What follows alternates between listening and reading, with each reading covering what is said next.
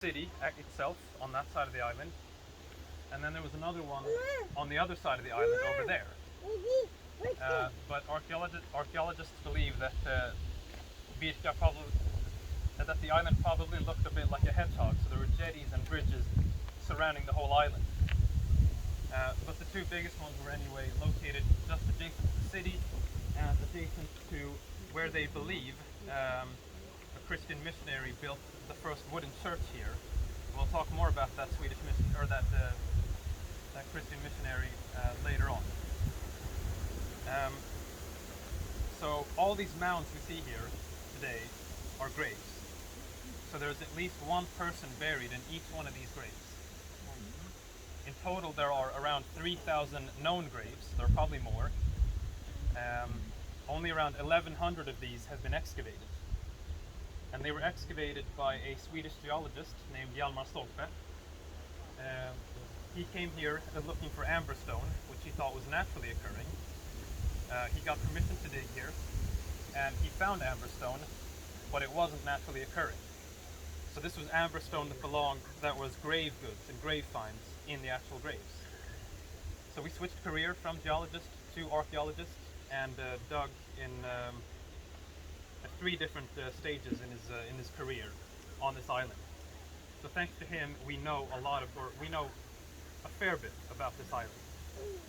So he dug around 1,100 graves here during the late 1800s, and since then there haven't been that many graves that have been excavated since then.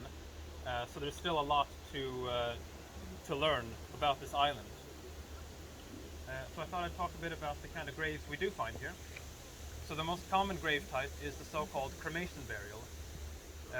And the way that one looks is you put the dead person on a funeral pyre together with their grave goods, burn everything up, and then you assemble a mound of earth and rock above it, like this one for instance. Sometimes you also have a little stone chain around the perimeter of the base to sort of delineate the plot, so to say, of the grave.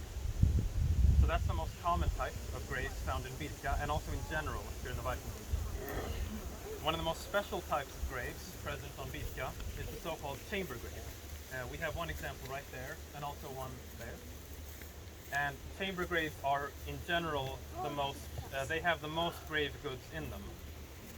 So they're usually the richest graves and therefore belong to people who belong to the higher echelons of society.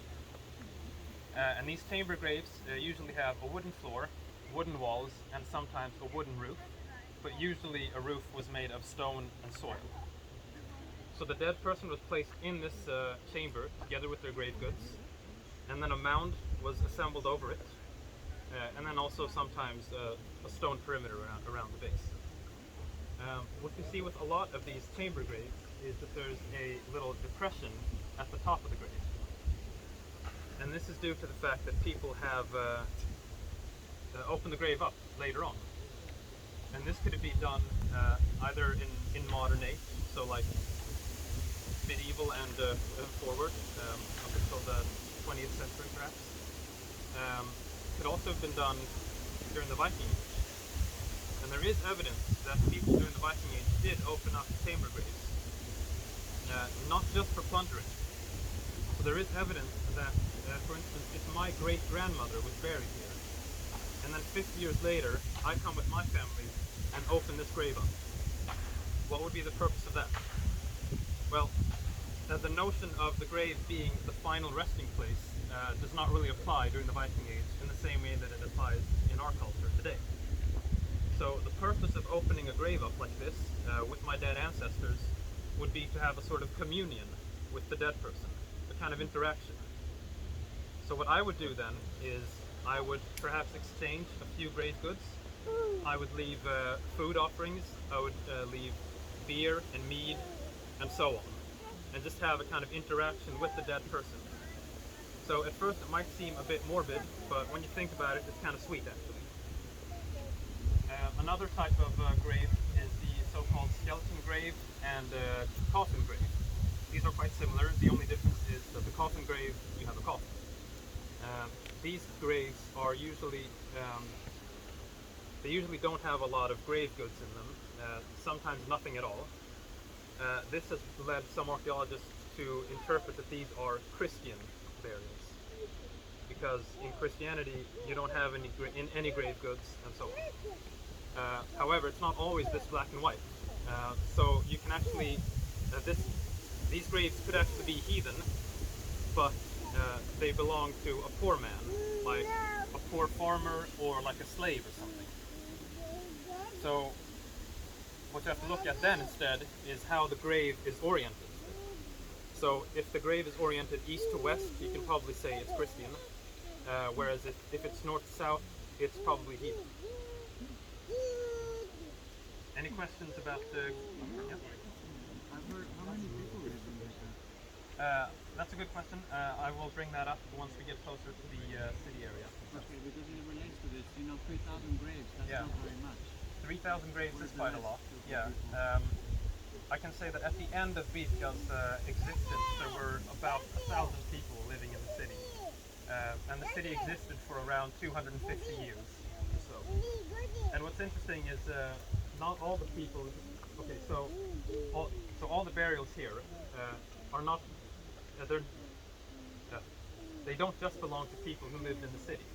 They sometimes imported dead people for whatever reason. We don't really know. But that was probably the purpose of having a jetty so close to a grave field, so you could easily transport people here to be buried. Where are the non-buried ones? That's what I'm asking. Like, what happened to the people who didn't get the mound burial? If they didn't get a mound burial, I mean, mound burials were the absolute most common way of burying people. So, as I said, there are 3,000 known graves. Some of them have disappeared due to modern day plowing.